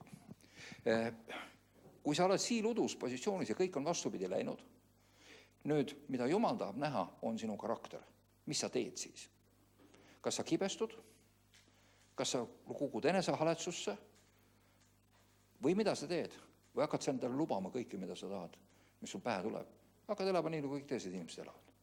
No, nad joovad, ma võin ka natuke juua. Nad rikuvad abielu, no ma võin ka natuke abielu rikkuda. Saad aru, mida ma mõtlen? Nad laristavad, no ma võin ka natuke laristada. Kas sa lased oma nöörid lõdvaks? Mis sa teed selle asjaga? Ta tahab näha, kes sa oled.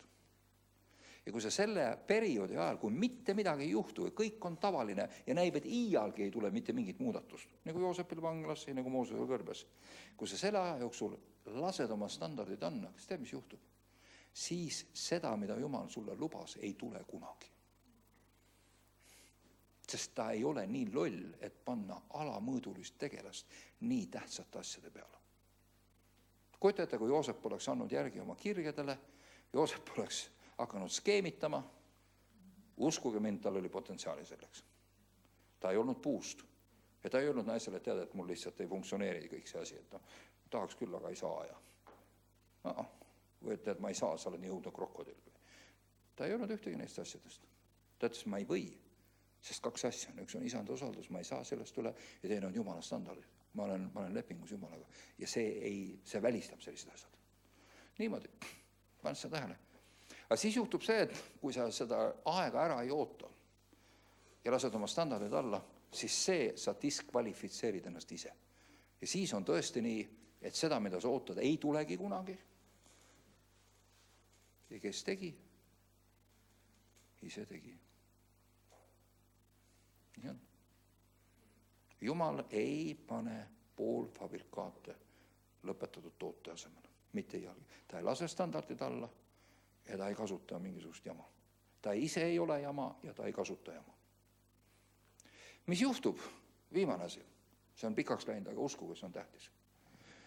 Mis juhtub, kui sa oled lasknud standardi alla? Ja Jumal ei ole veel tulnud.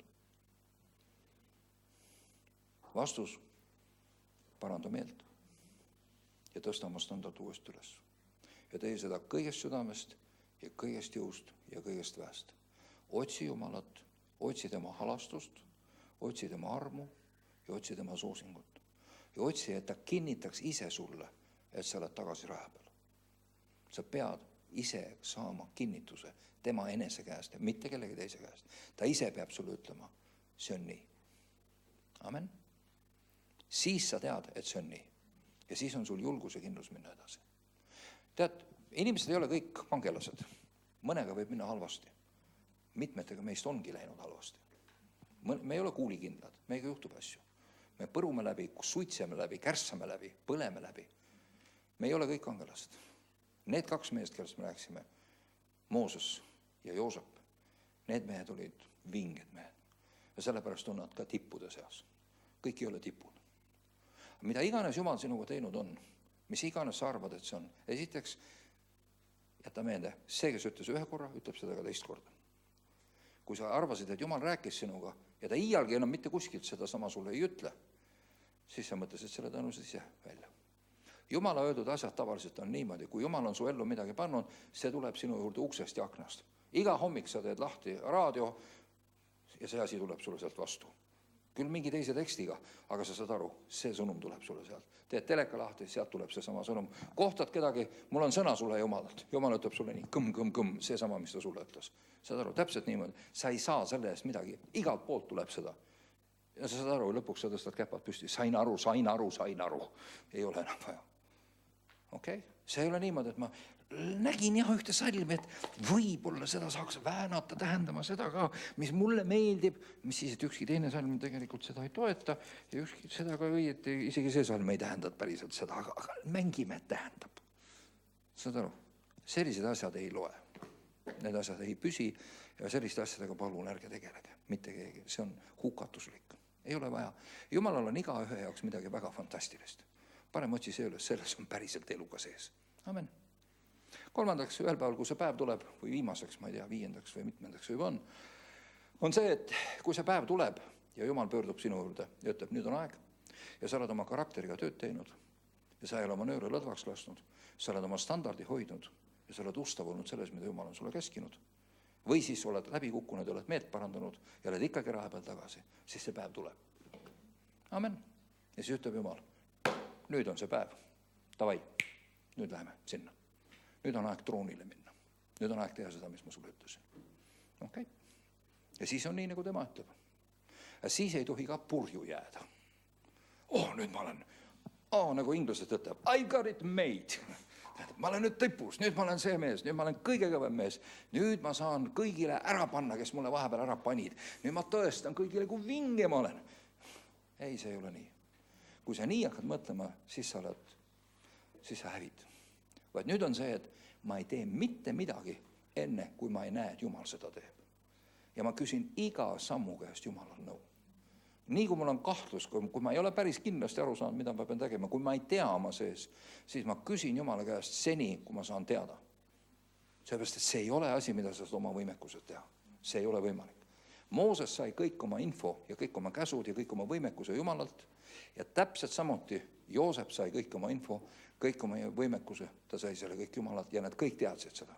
Vanas testamendis ei ole ühtegi inimest, kes oleks oma võimete alusel midagi teinud. Mitte ühtegi. Kõik on teinud seda Jumala jõus ja Jumala väes. No nii, amen. Täna siis rääkisime kibedusest, kibestumisest ja sellest, kuidas on olla siiludus. Ma ütlen sulle, see on ainult aja küsimus, kui me kõik oleme siiludus. Mõni asi võib olla pikk, Jumal on rääkinud seda täna, aga see on võib-olla 40 aasta pärast, kui see täide läheb. Võib-olla see on 20 aasta pärast, võib-olla see on 5 aasta pärast, me ei tea seda. Aga mida sa senikaua teed? Oled ustav, hoiad oma standardit ja elad oma elu. Mängid nende kaartidega, mis täna käes on. Ja ei jorise, ei virise. Amen. Aga kontrollid järgi, küsid endalt, äkki ma olin loll, äkki ma kujutasin seda endale ette. See on kindlasti kohustuslik küsimus. Analüüsi ennast, vaata ennast kõrvalt. Ja kui sul on kahtlus, siis palu, et Jumal kinnitaks sulle seda. Ja pea meeles alati see, kes ütles seda esimest korda, on valmis iga kord, iga kell ütleme seda ka teist korda. Nii et ta kinnitab sulle seda. Kui ei kinnita ja selgub, et sa oledki loll olnud, ise välja mõelnud, mis siis? Siis täna Jumal, et halleluuja, ma sain lõpuks mullist välja. Ma oleks peaaegu ennast hävitanud selle lollaka visiooniga, mis tegelikult ei olnud Jumalast, eks ole. Nüüd Jumal anna mulle selge mõistus, et ma iial sama reha otsa ei astu enam. Ja täna Jumal, et sa saad lõpuks asuda reaalsusesse ja said välja sellest totrusest. Ja see on ka hea päev, usu mind, see tõesti on hea päev. Isegi kui sa oled avastanud, et sa oled mulli sees olnud. Nii et ka see ei ole see päev, kui õudselt hakata ennast süüdistama ja nii edasi. Asju juhtub.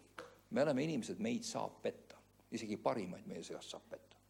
Nii et ei ole hullu. Ole õnnelik selle üle, et sa välja said sellisel juhul. Amen. Ma olin kunagi hullumajas. Mõni inimene ütleb, et no nüüd on sinuga kõik selge, ma arvasin seda juba ammu. Aga ma olin seal mitte sellepärast, et mul oli probleeme, vaid sellepärast, et ma ei soovinud Nõukogude armeesse minna. Ja mul oli pikki vestlusi osakonna juhatajaga, kes oli ühtlasi minu raviarstiks määratud mängult. Ta teadis, et ma olen usklik ja siis ta küsis, et aga mis siis juhtub, kui te saate enne surma teada mõni päev või mõni tund või mõni aeg või mõni aasta enne oma surma, et Jumalat tegelikult ei ole olemas. Et te olete terve elu uskunud midagi, mida tegelikult ei ole olemas. Te olete viltu elanud. Mis siis saab? Ma ütlesin, miks te arvate, et ma viltu olen elanud? Ma ei ole midagi viltu elanud.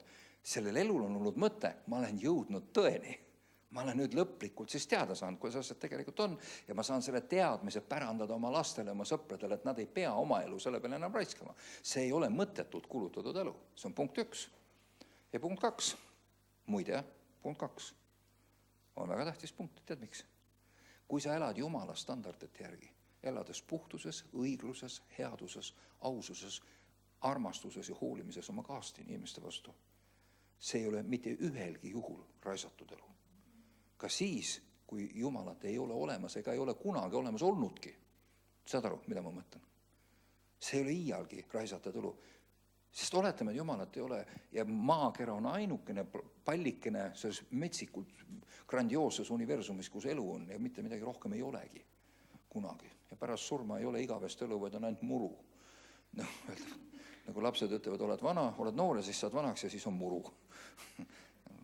Lasteaialapsed kirjutavad niimoodi. Isegi siis, kui see peaks niimoodi olema, ma ütlen sulle siis, ei ole inimese vääriline, kellel on mõistus peas, kes suudab hea ja halva vahel vahet teha. Ei ole inimese vääriline elada loomana. Isegi surmahirm ei peaks teda loomaks tegema. Mõistad sa? Amen. Ikkagi on ainult vääriline tee, on elada õigsuses, puhtuses, pühaduses, headuses, armastuses, ustavuses, õigluses. Amen. Nii et isegi kui sa ühel päeval avastad, et Jumalat ei ole, see ei ole raisatud elu, kui sa nii elad. Sa oled elanud parima inimesele kättesaadava elu. Aga mul on sulle häid uudiseid, Jumal on olemas. Amen. Ma lihtsalt tahtsin öelda sulle, et isegi kui juhtuks nagu see kõige mõeldamatum, kui sa järgid neid standardeid, mis Jumala sõnas on antud, siis sa ei hävi mitte ühelgi juhul, mitte mingisugusel juhul. Sa ei pea ühelgi juhul oma elule tagasi vaatama ja öelda, küll ma olin loll. Aga lase oma standardid alla ja sa varem või hiljem pead peast kinni hoidma suure häälega nutma, ütlema, kuidas ma küll võisin olla nii loll. Mõlemad mehed, nii Mooses kui Joosep on näited sellest, kes ei lasknud ja tulid läbi oma pika aja ja olid kvalifitseeruvad selle suure ja grandioosse asja jaoks, mida Jumal oli nendele valmistanud. Ja nad jäid ja nad tulid ja nad võitsid ja nad on meile otse kui mäetipud, kelle poole vaadata, kellelt õppida. Amen. Kiitus Jumalale. Tõuseme palveks. Isa taevas, meil on küll aeg kõvasti üle läinud, aga me palume, issand, et see sõna võiks olla meie sisse rajatud, et me võiksime olla õnnistatud ja me palume, Jumal, istuta need põhimõtted, need arusaamised meie sisse. Jumal, me palun, et sinu rahvas võiks omandada need põhitõed, et need võiksid olla osa meie selgroost, osa meie DNA-st, et me iialgi üheski olukorras, kui ka kõik läheb täitsa otseselt põrgusse, nagu me leiame ennast kuskilt, ma ei tea, koonduslaagrist või ma ei tea, kus kohast issand, või asjad lähevad täpselt vastupidi sellele, kui me oleme tahtnud. Jumal, me palume, et sinu ligiolu, sinu standardid ja sinu õigsus, terve mõistus, analüüsivõime issand ja otsustusvõime, püha vaimu läbi, sinu püha vaimu kinnitus ja ei jätaks meid üheski kohas maha, Jumal, et me ei hülgaks seda ise oma meeleheites, et me ei kibestuks.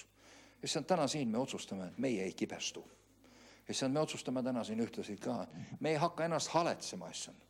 Me ei hakka endast mõtlema kui mingitest mõttetutest mutukatest, vaid Jumal, me võtame kinni sellest, mida sina oled meie kohta öelnud ja see on meie identiteet. Me toetume sinu öeldule selles siiludus ajas, kui kõik näib olevat täpselt vastupidi, kui sa ütlesid. Issand, isegi kui on rasked ajad, millest tuleb läbi minna, me läheme nendest läbi hoides käes sinu kätt oma käes, issand. Ja sina oled oma sõnas öelnud, et isegi kui sinu sulased lähevad läbi nutuoru, läbi surmavarioru, läbi nutuoru, siis nad teevad selle allikate maaks. Issand, keset nutuorgu oled sina see Jumal, kes annad meile elava veeallikaid, elustad meid. Ja see org, kus teised surevad ja kuivavad ja närbuvad, on see org, kus meie leiame uut jõudu ja uut elu.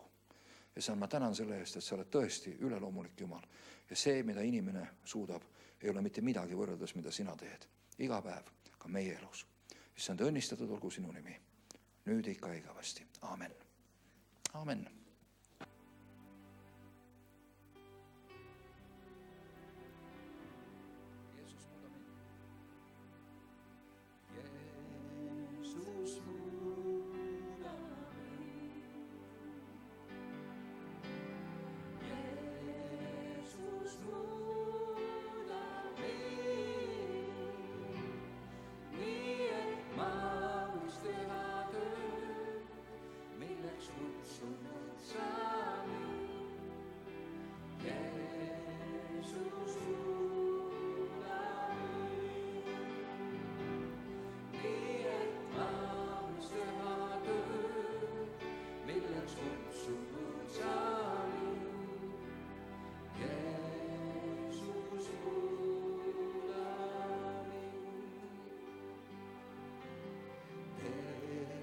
See rõõmu sees, see rõõmu sees, nii et ma võiks teha tööd, milleks kutsunud sa mind.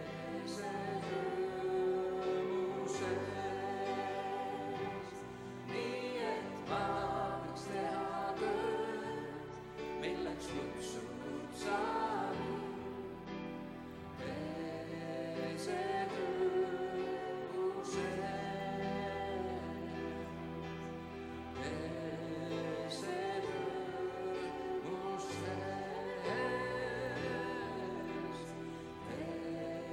see rõõmu sees, see rõõmu sees, minu sees, meie sinu töö minu sees. Aamen. Ja saame õnnistame seda ohvrit.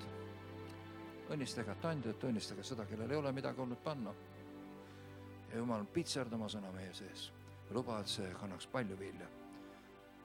Ja saame õnnistage seda ohvrit ja anna meile ka tarkus seda õigesti kasutada. Aamen. Olge õnnistatud ja püha vaim tulgu sinuga kaasa. Ja ma küll palun, et see sõna jääks sulle sinu saatjaks läbi terve elu. Ma mäletan, kui ma õppisin nende lugudega neid asju, see muutis seda, kes ma olen. See vormis seda, kes ma olen. Ma mäletan, kui tähtsad need asjad on. Sellepärast ma ei ole aastaid neid asju ette võtnud, aga ma olen kindel, et neid on väga vaja kõigil kuulda. Aamen. Kohtumiseni siis taas jälle pühapäeval kell 11 siin.